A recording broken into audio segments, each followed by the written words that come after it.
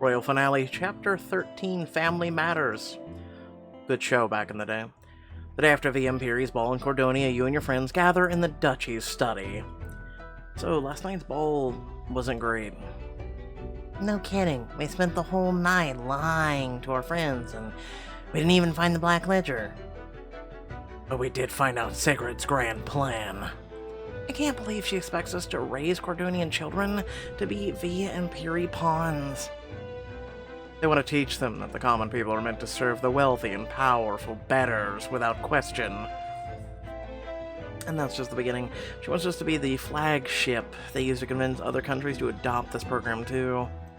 With Amanda's adorable face and all those posters for their evil scheme. They want us to use her, just like they were using Lena. It'd be like Fox Nostra Academy for a whole kingdom, but for the whole world. We can't let them do this. No, we can't. It's basically indoctrination. They're gonna teach our kids horrible things like massive inequality is good, apples can't be symbols of national pride. Exactly. Though I don't think that last one is on their agenda. But it could be if they wanted it. We're now Maxwell. So we need to find this Black Ledger fast before that happens. It's our only hope of taking down Sigrid and the other whole V Imperi with her. Well, I can't exactly put out a listing for a mysterious black book that'll destroy our enemies. They've got eyes and ears everywhere. Maybe not everywhere. Bastien's safely in our custody. We could question him without worrying about information getting out. What about Eric? Also, they haven't questioned the fact that you arrested Bastien for being a traitor to the crown, aka working for V Imperi? They haven't questioned that at all yet? He's in Interpol custody, so it'll take extra time to arrange a meeting. We should see what Bastien knows first. Drake, do you think you're ready to talk to him, or do you want to sit this one out? I don't know if I'll ever be ready, but he owes me some answers and we need to get that ledger. So if you're gonna interrogate him, I'm coming with. After a short trip, you, Liam, and Drake walk down a hallway in a maximum security prison. Behind the bars of the only occupied cell, Bastien sits on his bed. Hello, Bastien. Queen Riley. King Liam. Bastien's eyes drift over Drake before darting away. Wasn't a greeting for an old friend. You shouldn't be here. None of you should. We have to. There's a chance you can help us take down the V Imperi. This is a poor time for jokes, Queen Riley. There's no way to take down an organization that powerful. Yes, there is, and you have a duty to fight Cordonia's enemies. At least you used to. This is your chance to fulfill that duty in spite of everything. I regret everything. I truly do. But if I help you, it'll only put you in more danger. Trust me, we're already in danger. But you're alive. I'd rather keep it that way. I can't live with any more blood on my hands. His gaze drifts over to Drake with a deep sorrow. What are you talking about? What did you do? Your father wasn't killed by assassins. He was killed by the V Imperi, and it was my fault. Drake stares at Bastien in shock, but as his words hang in the air between them, the shock slowly becomes betrayal. Tell me everything. Are you sure you want to know? The details won't change anything. But Drake deserves answers. A young Bastien. Though he doesn't look much different, but I digress. Alright. It happened not long after I started working for the V Imperi. Now, playing as Bastien. Jackson was always one of my best guards. It was only a matter of time before he also discovered the V Imperi were working to influence Cordonia. Bastien, we need to talk about the V Imperi. The V who? Is this some new threat you've uncovered? Don't act like you don't know. You've been feeding them information about the royal family for months. Uh-oh, SpaghettiOs. He was very smart. He caught on very quick. How the hell do you know? Because I was the agent that delivered your last batch of reports. No. You're working with them too? I'm working against them as a double agent, like you would be if you were half the man I thought you were. I don't want to help them, but I'm trying to protect Cordonia from a stronger foe. Resistance would only get people hurt, but if we cooperate... Our duty is to stop people who want to harm the crown, not cooperate with them. Don't lecture me about duty. I taught you everything you know about being the King's Guard. And I know that fighting them will get people killed. We can't kick the Hornet's nest if we can't handle the Hornets. And those Hornets will target fellow guards, family, and friends. It's a terrible choice I don't make lightly, but I've uncovered enough to know the Imperi run deep. Deeper than anything we can handle. I know they're powerful, but even a Goliath has weak points, and I found one. Their headquarters. Do you know how much info could be in there? Security records, property rights. I heard they're keeping some secret ward up in Valenhelm. There could be enough secrets to take down their whole entire organization. You want to infiltrate their headquarters. That's a suicide mission. Jackson, think about Drake and Savannah. You mean the world to them, to Bianca. What would happen to your family if you got hurt? It's because of my family that I have to go. For them and for all of Cordonia. I know it's risky, but it's also our best hope of taking them down. If you come with me...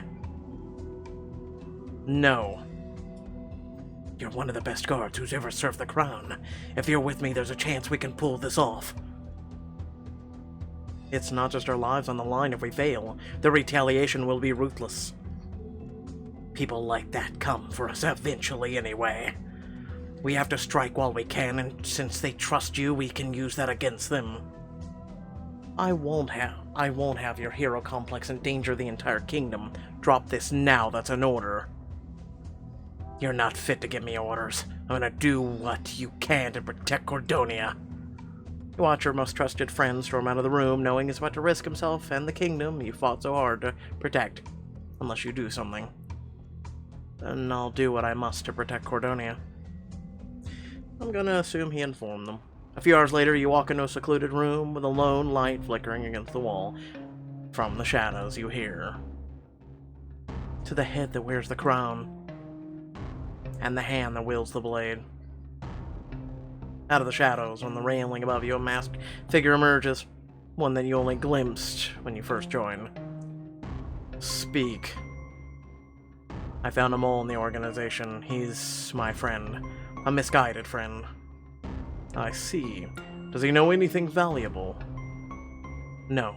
He only does courier work with my reports. He hasn't done anything to harm the organization. Please, if you only banish him, I can make sure he never tries to infiltrate the Imperi ever again. You've been a valuable asset. We will consider your request. Thank you. And you thought they were going to honor that request? You blew his cover to the circle? Yes, I know. I knew Jackson would never forgive me, but I thought at least he'd be safe with his family. Bastien, the Imperi put you in an impossible position. The Imperi have made me do things I'm not proud of either. I know it's not the same, but I understand what it's like. They make fools of us all. And your plan didn't work. What really happened after your meeting? They decided that they couldn't let him walk away, knowing what he already knew. They staged an assassination attempt. It came quick before Jackson could go to the Imperi headquarters. We thought the royal family was the target and deployed accordingly, which is exactly what they wanted. Jackson was the real target. His body was found just beyond the royal orchard with the assassins. At least Jackson killed the bastard. Oh my god. So they killed him because of you. Yes. Not a day goes by where I didn't wish I could take it all back. I failed him. I try not to fail you, too, Drake, but Jackson was always so proud of you. You failed me the moment you ratted my father out. If it wasn't for you, he'd still be alive. That's why I can't help you fight them. It'll only lead to more pain. I understand what you're saying, but...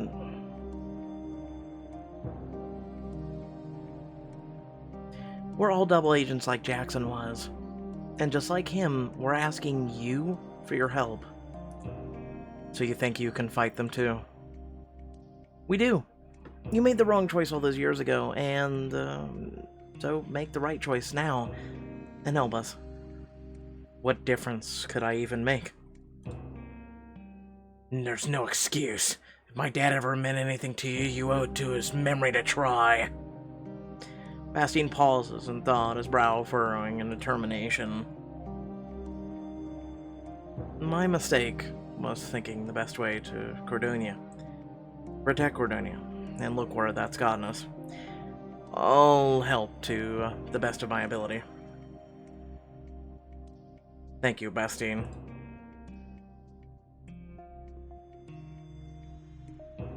Do you know anything about the Black Ledger? We need to find it to take the Pixelberry down in one fell swoop. The Black Ledger? I've heard something like that spoken as rumor among the Pixelberry. Only a Circle member would know anything in concrete. Well, to make Riley the face, we arrested Eric, but Amalist says he hasn't been very cooperative. Eric the face. Then I might know a way to get his trust.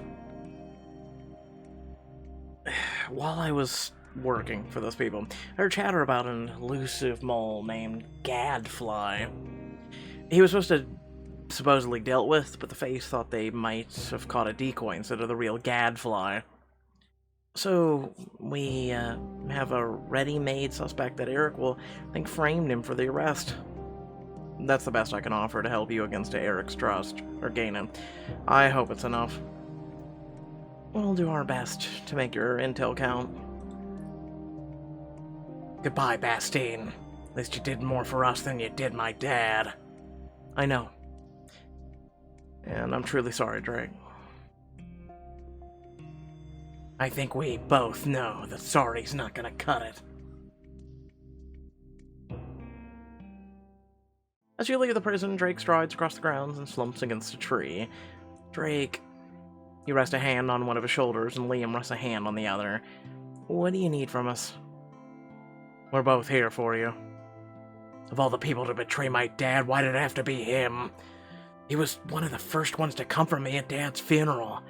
He took care of all of us, but especially me. I remember.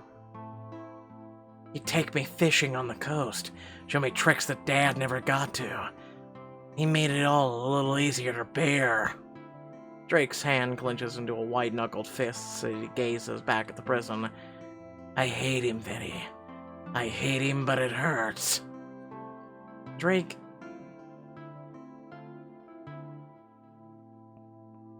You can hate the action without hating the person. You have every right to be mad, but the fact that he betrayed you doesn't make all the good moments worthless. Not sure I can separate them right now. I'm not sure I'll ever be able to. That's right. And that's all right, old friend. But someday you may want to try. Not for his sake, but for yours. Because hate is like a poison. And you can't let it seep all through your body. Because it will poison you, make you bitter, and hateful towards the world. And we need better people in the world. Remember that. The tension leaves Drake's body as he relaxes back against the tree. That's a good way to think about it. Thanks, Vinty. Liam. Anytime. You know we always have your back. You know, what I hate most about all this is that I kinda get why he did what he did. The fear. It's how Pixelberry operate. They can't get away with all the pain they caused. We can't stop until they're gone. All of them. We won. You travel back to the safety of your duchy as rain pours down.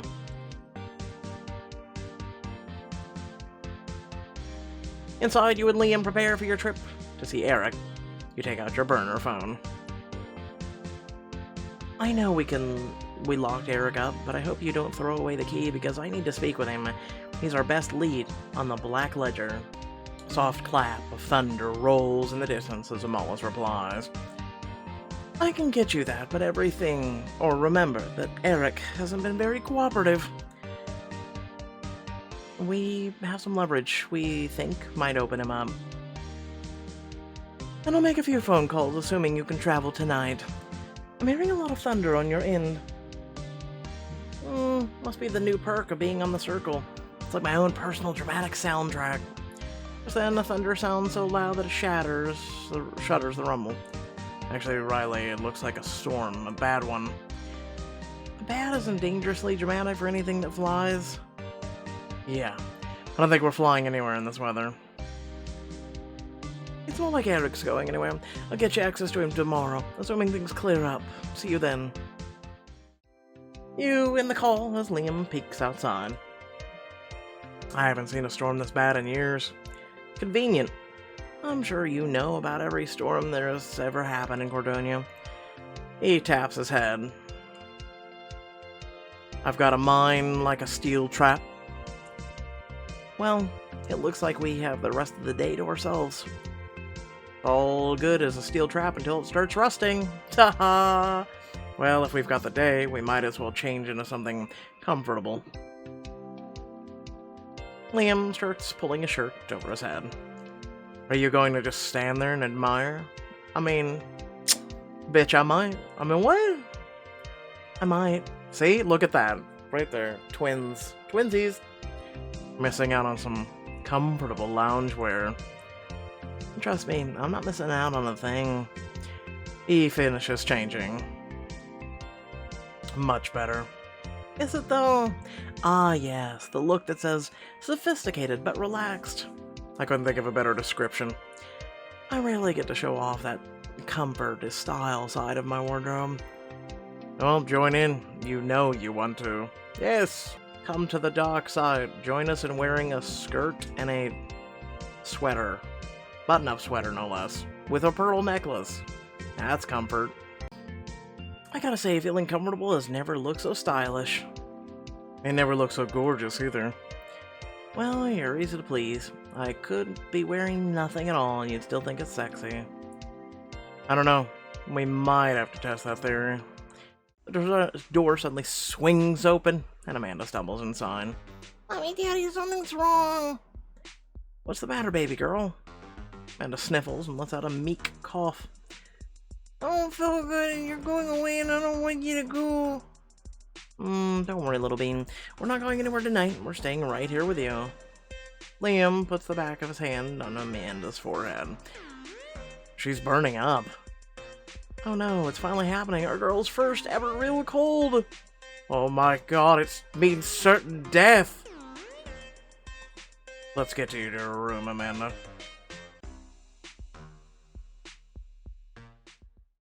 You quickly carry Amanda to her bedroom and lie her down. Willow jumps onto the bed and rubs her head against Amanda's leg.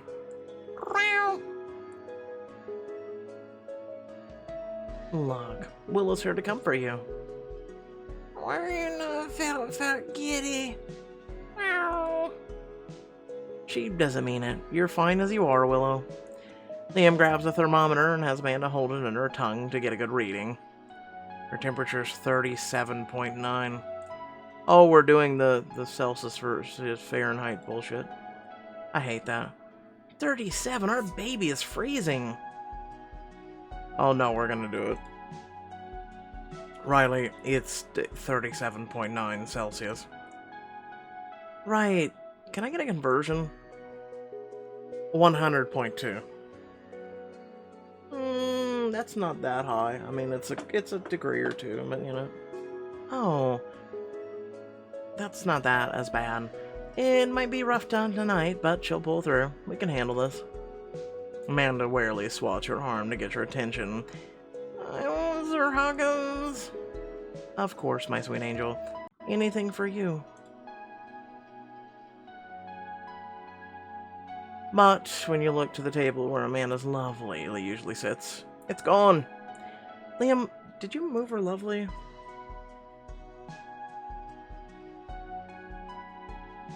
No, did you? Bring me Sir Huggins now. Don't worry, we'll bring Sir Huggins back. You and Liam search all over the duchy. You check the dining hall, but crawling under the table reveals nothing but an empty floor. Table clear. Throne clear. Maybe old habits kicked in and someone left it in here? But I don't see it. Maybe Barty and Bertrand have it?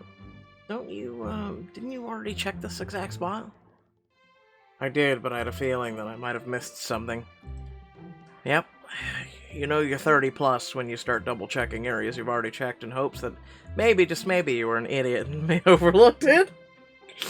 Let's check the bedroom next if it's not there. You tear the sheets off your bed in a desperate hope.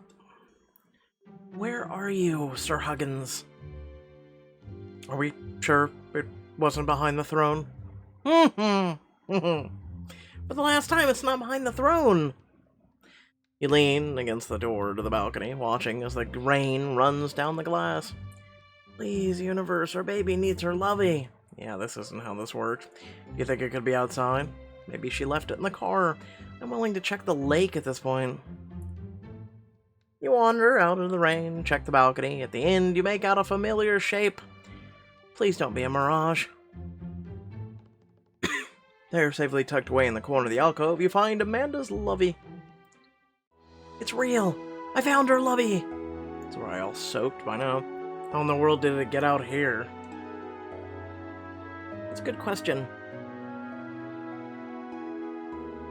We need to have a chat with Amanda about where she leaves her toys. It's bad enough to find them on the stairs, but the balcony is getting out of hand. Well, at least we found it. That'll make Amanda happy. You and Liam rush back to Amanda's room.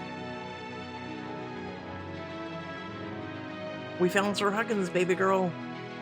Sir Huggins. Amanda snuggles up with her lovey as you stroke her head. There you go, princess. Are you feeling a little better now? Feels about tummy is achy. I want snacks.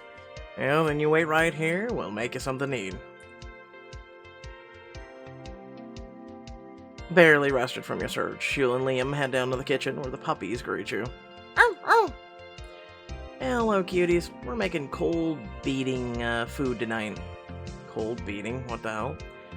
I get the perfect banana bread recipe that my mom used to make for me. It'll get rid of the cold for sure. That's a great suggestion, but hear me out.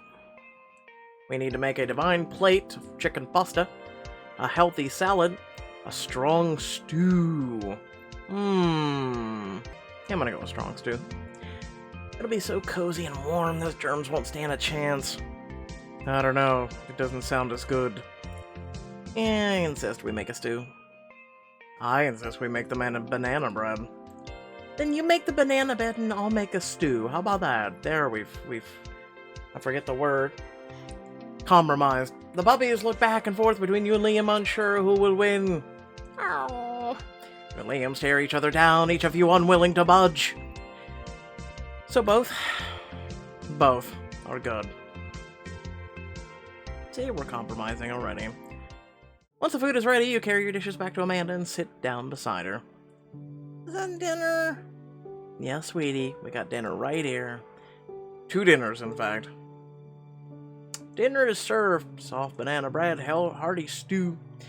You each offer a bite of your dish to Amanda, and she tastes them gingerly. It's good. We made our dishes with love, so we could fight those icky germs inside of you. I love you both. We love you too, Amanda. More than anything in the world. Later that night, you and Liam are tucking Amanda in to sleep. I hope you're feeling better, sweetie. Lots better, thanks, Mommy and Daddy. Once you get your rest, you'll feel like a whole new princess. It's hard to sleep, though. Can you read me a bedtime story? We can do more than just a story. I've been thinking of installing a book nook for, you and Amanda. A magical spot where you can read as much as you want, or sit while we read things to you. Or if she's sick and you could just read a book to her in bed, we can work on making a reading nook later, but okay. As you glance around the room, you can almost picture it. Oh God, help me. Wait. Yes, while she's sick, let's do this. Jesus. This could be the perfect time to set it up. What do you say, Riley? This is your last chance to in the book to upgrade Amanda's bedroom. Oh, finally! It's the last piece, huh? Whew, let me just wipe my brow real quick. Boom, boom, boom, boom. You and Liam quickly installed the Nook in Amanda's room, filling it with soft pillows for maximum comfort. There, let's try it out, Amanda. You gently lift Amanda and set her in the Nook's chair. It's so comfy. Well, it has to be for our princess. What book would our princess like to read? You pick. Let's read a story about a brave blood cell fighting evil germs, princess rescuing knight from the Fae court. Yeah, we'll go with the germies. I bet it'll inspire your body to fight off those icky germs making you sick. Yeah, get the germs. Open the book in front of Amanda. We open with a white blood cell tracking a ring of ickies to a warehouse in the stomach. They're plotting to spread the flu. The white blood cell knows she has to stop them before they replicate themselves. She busts into the room. Stop right there, germical scum. It's the buzz. We've been had. It's the buzz? What? No, you've been autoimmuned. Oh, Jesus Christ. Amanda yawns. Are you feeling sleepy, Amanda? Yeah, the story works. Yeah, I bet it would. Let's get you to bed. Worst story I've ever heard, ever told to a child. You carry Amanda from the Nook and tuck her into bed. Will you stay with me all night? Of course, Amanda. We'll protect the room with a big blanket fort. You and Liam set up a pile of blankets on the floor and lie down. Good night, Amanda. Sweet dreams. Good night, Mom Moon. Good night, Storm. Good night, Mommy. Good night, Daddy. Good night, Sir Huggins. Good night, everyone. Oh, for the love of Christ, go to bed already. Children. By the next morning, the storm has passed, and you check Amanda's temperature as soon as she wakes up. 36.8, so 98.2 Fahrenheit. That means she must be feeling better, right, Amanda? I'm beating the germs. Yep, sure it is. That's not how this works, but, you know, we did it. We saved our little girl. I don't think any cold stands a chance against our family. Achoo! There might be some germs left over. I'll stay here to make sure the sickness doesn't come back while you talk to Eric. Thanks, Liam. You're the best. You deserve nothing less. You and Liam exchange a quick kiss before you leave your duchy and take a short flight. You arrive, a mollusk greets you. How's King Eric holding up in his cell? He's fine, but he still won't talk. He claims the conspiracy is all made up and that he'll be proven innocent any day now. That's okay. I'll put those Face of the Umviri skills to work and get him to give me the Black Ledger's location. You step inside of his cell. Hello, Eric. I hope your time here hasn't been too unbearable. Riley, I wasn't expecting you. How did you get inside an Interpol facility?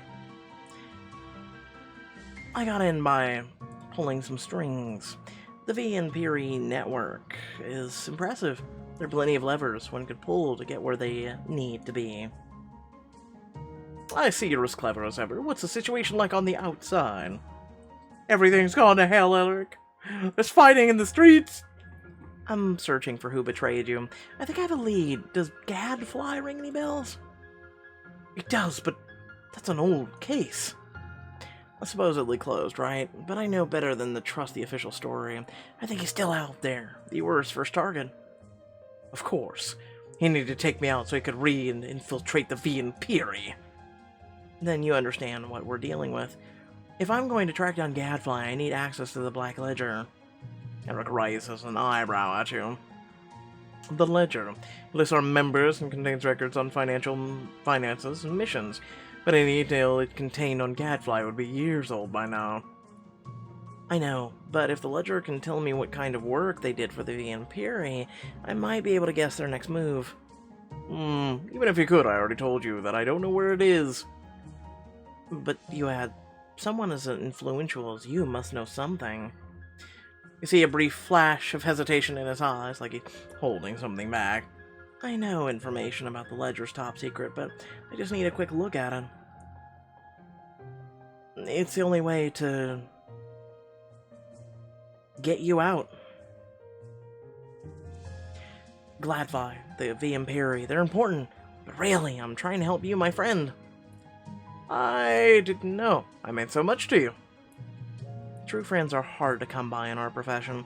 We've got to hold on to the ones we have. All right. I wasn't lying when I said I don't know where the ledger is, but that's because it's always on the move. The Empress never lets it get out of her sight, though. Given how important it is, she never brings it out unless there's a striking ceremony. A striking ceremony? That sounds pretty grim.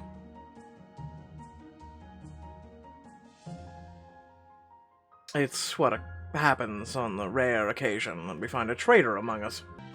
They're stripped of all influence. Their names are struck through with red to let the history know that they are enemies to the Vampiri. Struck through with thread as in blood? What? No, ink. We're not monsters.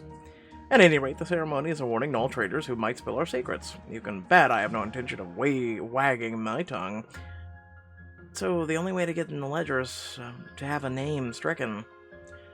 Technically, yes, but that's why you should take your search for Gadfly elsewhere. Everything or something shifts in Eric's expression, a look of realization followed by a stare of suspicion. Hang on, how did you say you heard about the mole again? Actually, I didn't mention it because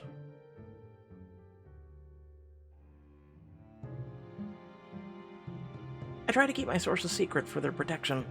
I can't risk having them exposed, especially when they're in a highly sensitive position. It's a good practice, but I'm Face. You can trust me. Not when you're in Interpol custody. When I get you out, I'll tell you all about it. I suppose I don't have much of a choice. No, you don't. So sit tight. Someone will get you out of here soon. You turn away from Eric, a smug smile plastered across your face. You look like a cat that just got into the cream. What did Eric say? That to get access to the Black Ledger, we need a traitor. A big one. Just how big are we talking? I think the Circle could use a few more vicinities. You found a way to the Black Ledger, but can you uncover a traitor without revealing yourself? Find out in the next chapter. And without further ado, thanks for watching. You know what to do. It's there on the screen. Much love and appreciation if you do so.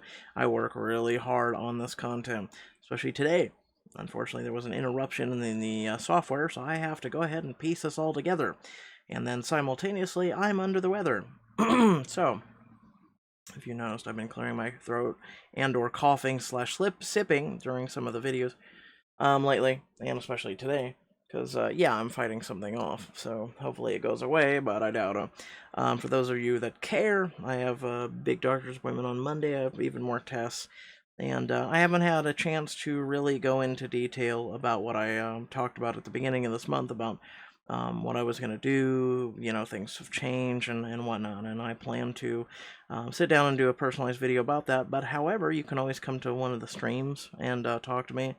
And get to know that way too. It's just a great way of kind of like getting to know you guys, getting to know me, just talking, you know, just having an actual conversations via listening to a pre-recorded thing, you know. It's just sometimes actually talking to people on a stream, you know, via the chat and whatnot. It just adds more personalization, just adds more, you know, humanity, I guess you could say. But without further ado, thanks for watching. Catch y'all later. Peace out.